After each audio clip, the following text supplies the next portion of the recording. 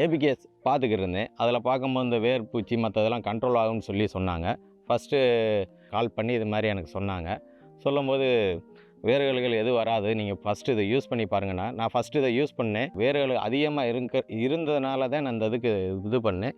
இப்போ அது இல்லாமல் இருக்கிறனால எனக்கு ரொம்ப சந்தோஷமாக இருந்துச்சு. வணக்கம், என் பேர் குட்டிமலை. மதுரை மாவட்டம் கிழக்கு தொகுதி. நாங்கள் கிராமம் வந்து பட்டணம்னு சொல்லி எனக்கு வந்து மீன் பண்ணை ஒன்று இருக்குது. அது போக நாங்கள் சொந்தமாக நிலம் இருக்கனால இதில் கொஞ்சம் வெங்காயம் போட்டிருக்கோம். ஒரு பிட்டில் வாழை போட்டிருக்கோம். ஃபஸ்ட்டு இதில் நிறையா விவசாயங்கள் பண்ணியிருக்கேன். வேறு பூச்சியாக வர ஒட்டியே இதில் என்ன செய்யலான்னு சொல்லிட்டு வெங்காயம் நட்டேன்.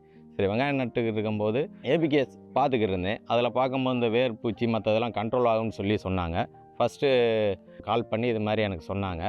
சொல்லும்போது வேர்கள் எதுவும் வராது, நீங்கள் ஃபஸ்ட்டு இதை யூஸ் பண்ணி பாருங்கன்னா, நான் ஃபஸ்ட்டு இதை யூஸ் பண்ணேன். வேர்கள் அதிகமாக இருந்ததுனால தான் நான் இந்த இதுக்கு இது பண்ணேன். இப்போ அது இல்லாமல் இருக்கிறனால எனக்கு ரொம்ப சந்தோஷமாக இருந்துச்சு. அடுத்து என்ன செய்யலான்றதை அடுத்து அவங்களுக்கு கால் பண்ணி கேட்டாங்க.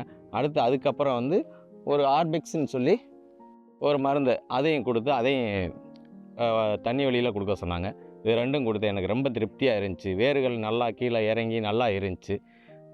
இந்த ஏரியாவில் நான் மட்டும்தான் வெங்காயம் போட்டிருக்கேன். மாமா ஒருத்தர் வந்து இதை பார்த்துட்டு நல்லா இருக்குது எல்லாமே, என்ன பண்ணியிருக்கீங்க எல்லாரும் கேட்டாங்க. இது மாதிரி நான் தர வழியில் இது மாதிரி கொடுத்துருக்கேன், அதனால தான் இப்படி இருக்குது அப்படின்னு. ரொம்ப நல்ல திருப்தி, நல்லா இருக்குது. 20 நாளுக்கு ஒரு தடவை கரெக்டாக கால் பண்ணி அந்த டயத்துக்கு கொடுத்துருவாங்க. அவங்களே நாங்கள் கேட்கணும்னு நினைக்கும் போது அவங்களே கால் பண்ணி எங்களுக்கு மருந்தை கரெக்டாக எங்களுக்கு டயத்துக்கு அனுப்பிச்சிடுறாங்க. மருந்தை கரெக்டாக அந்த டயத்துக்கு கொடுத்துக்கிட்டே இருக்கிறேன். இதுவரையும் நல்லா இருக்குது. இன்னும் 20 நாளில் பிடுங்கணும் இந்த காய். பார்த்தா இப்போயே இன்றைக்கி காய் எடுத்து விற்கிற அளவுக்கு காய் நல்லா இருக்குது. அந்தளவுக்கு காய் நல்லா இருக்குது.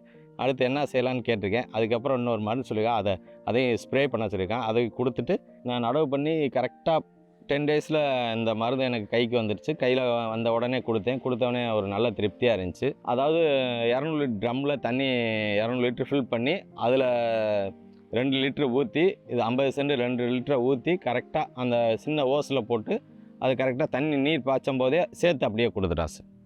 அதே மாதிரி ஆர்பிக்ஸ் மருந்து கரெக்டாக அங்கே 20 டேஸ் கழிச்சு அது மாதிரி ஃபோன் பண்ணி கேட்டாங்க, இது மாதிரி அனுப்பிச்சி விட்டாங்க. அதுக்கப்புறம் அந்த 20 டேஸ்க்கு அப்புறம் அதே மாதிரி 200 லிட்டர் தண்ணியில் 2 லிட்டர் கலந்து அப்படியே நான் கொடுத்துருக்கேன். எனக்கு வந்து நுனிக்கருகள் மாதிரி இருந்துச்சு. நான் 2-3 ரெஃப்லாம் கூட்டியாந்து எல்லா இடத்துலையும் காயும் பிடிங்கி கொண்டு இதுலேயும் கேட்டேன்.